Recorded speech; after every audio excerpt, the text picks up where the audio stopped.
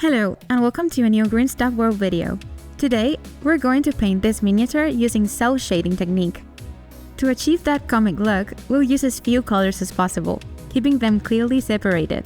We start by covering all skin areas with elven flesh, making sure to get an even coverage and reaching every corner. For shadows, we'll be using blushing flesh, imagining a light source from the top left side. Be sure to leave an inverted triangle uncovered below the right eye and trace a line along the lower left waterline. For arms and legs, follow the groups to enhance muscle volume later. Draw fine lines with precision using a thin brush. To add highlights, we switch to pale flesh, painting the raised areas while keeping the light direction in mind, using curved strokes to bring out muscle definition. Next, we fill the eyeballs with gypsum white. Keep your hands steady around the corners.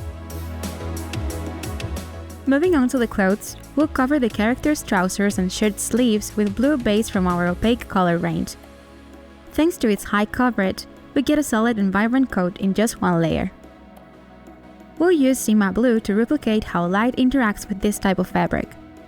Since the light source is coming from the top left, we'll focus on painting the raised areas to enhance the effect. For highlights, we're using Arctic Blue. Apply small strokes within the mid-tones area, especially on the left side, accordingly to our light source. Now, for the Super Saiyan armor, we'll create a 3-tone gradient, starting with slate gray as our transitioning color. Remember to curve the side edges to add volume. We'll follow the same process for boots and gloves, painting beneath the folds of the surface. Shadows will be defined with battle gray, adding depth creases in the clothing. For the armor, apply shadows to the right edge, matching the mid-tone shape. We base coat the armor plates with orange peel as our mid-tone. Since it's a large surface, be sure to cover all edges and corners. Using Feral Brown, we'll add thin lines along the inner and lower edges to highlight the relief and define the shadows.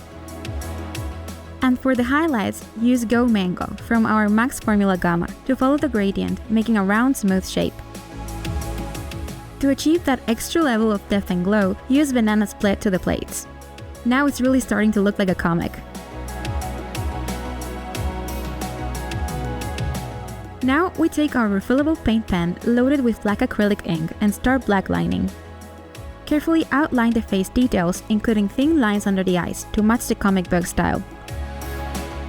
Repeat this step across the model, but don't overdo it, since too many lines can overwhelm the design.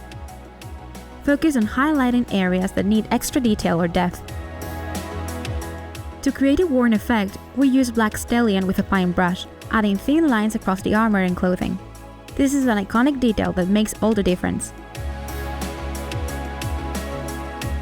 Moving on to the base, we'll go for Namek's colors, starting by covering the flat surface with dead flesh, including the edges.